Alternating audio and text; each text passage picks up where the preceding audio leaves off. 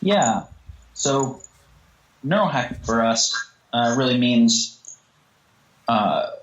optimizing neurologic function and optimizing mind-brain interface capabilities. So we think of biohacking generally meaning any way of increasing function of the biologic system. And, biohacking could really just be synonymous with good healthcare and good well-being. I think part of why the term hacking has caught on in the hacker ethos is the hacker ethos was a little bit counter-authoritarianism, right? So there's much authoritarianism in the medical establishment process that because of its inability to address complex illness and the people that have suffered from it while still having, authorities hold a lot of rein on what they think people shouldn't do, right. As well as its inability to, really help people optimize. There's this kind of the hacking wasn't like nature is the mainframe and we have to hack it. It's we want to work with nature, but we are working around establishment. I think that's one of the reasons that the term caught on. Another idea was that somebody could hack a computer system without understanding all of the computer system. They just had to understand ways of getting in, which ended up meaning a lot less information to still have a lot of capability. So I think one of the other ideas in biohacking and consciousness hacking, neural hacking, all those terms, was the least amount of input necessary to create meaningful output change.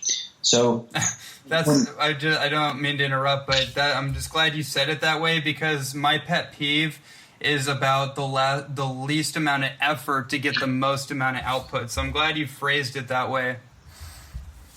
Your pet peeve is thinking that way? No, my pet peeve is other people using the term hacking, like biohacking or business hacking or life hacking, as a way to put in the least amount of effort to get the most amount of result.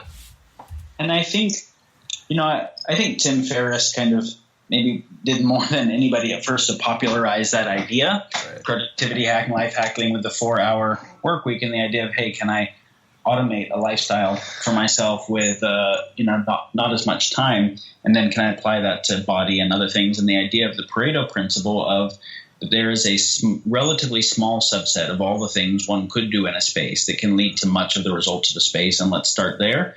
It's a good principle.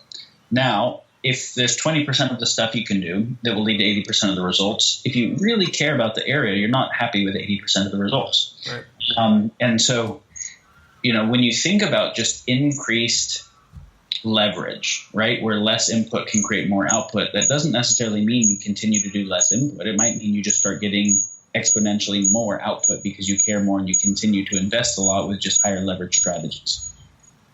Right. Beautiful. So neurohacking, why it's interesting for us, what is interesting for me is when I looked at all of the dynamics in the world that we wanted to affect at a macro level. We looked at war and religious differences and violence and biodiversity loss and, et cetera. It's pretty easy to see that one of the common denominators across all those issues in different sectors was that they were all being mediated by human behavior. And that in order to change any of them, we had to change human behavior at scale. Mm-hmm. And that all the solutions we needed were going to be brought about by human behavior, or they weren't, right? And so what are all the things that influence human behavior to directly cause harm, to indirectly externalize harm, to work on solutions effectively, right? Like, what are all the things that influence those capacities and those predispositions? Well, it's social systems do. Economics and what you incentivize has a huge effect. The environment and the environmental psychology influences have a huge effect. Our psychology, our worldview, our definition of success, definition of self and other has a huge effect. Our trauma and all like that. But our physiology has a huge effect. And that was the part that we wanted to address here. We're used to thinking of kind of a nature-nurture divide where nature is assumed to mean something like genetics. And is fairly unchangeable, and nurture equals other stuff. But this is of course, a very outdated way of thinking about it. Our genetics mostly selected for neuroplasticity. We don't run fast like cheetahs. We don't fly like birds. We don't swim very well like fish. We don't really have many specialist capacities that are physiologically built in, but we can make tools that do any of those things better than specialists, right? We can with our tools, go faster than cheetahs, fly faster than birds, go deeper underwater than whales, etc. The strength of a gorilla is nothing compared to that of a hydraulic press.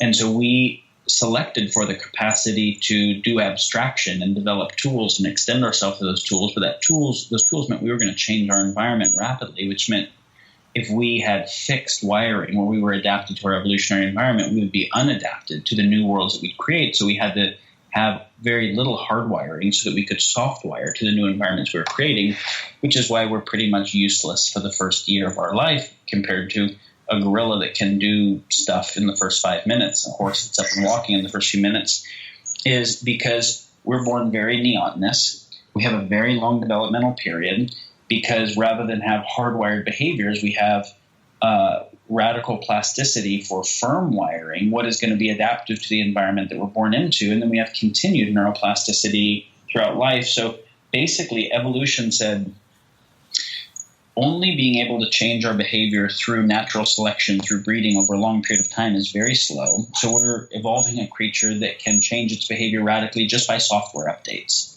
mimetics, right, which are mediated by neural coding and neuroplasticity. So our genetics selected for mimetics. So rather than having genetic predispositions for really good or really shitty behavior, we have genetic predispositions to be mimetically susceptible to whatever our conditioning is. And so mostly we're looking at conditioning. But and I'm stating that to say the idea that we have evolutionary biology predispositions that just inexorably suck, I don't believe is well supported. But we can say that physiology does affect patterns of human experience and human behavior, not even so much at the level of genetics, we could get into that, but at the level of just whether or not the physiology is in tune, right? So if hormones are out of balance, life is very different than if they're in balance. Brain chemistry is out of balance. Life is very different. And so almost everyone has experienced their physiology being out of balance in ways that affected their psyche, affected their emotions, affected their cognition.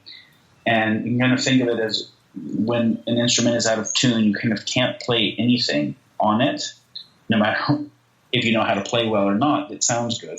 So before we look at upgrading our system, right, making our guitar a better guitar, we just look at getting it in tune first. Right.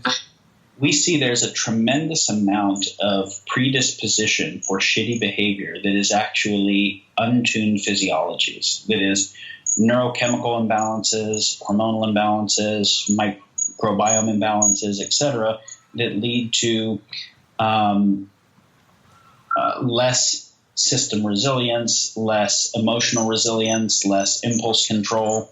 Because when you think about the things we care about psychologically, empathy, perspective taking, complex thinking, problem solving, impulse control, etc., those are all mediated over certain neural circuits involving certain neurochemistry, and those can be physiologically up or down regulated. So neurohacking was interesting for us to say, how can we take a more complex approach to how we address tuning the organism, complex system science, multifactorial, etc., so that we can both decrease unnecessary suffering at the human level, increase quality of life at the human level, but also increase the capacity for and predisposition for that human becoming an asset on nature's balance sheet rather than a liability.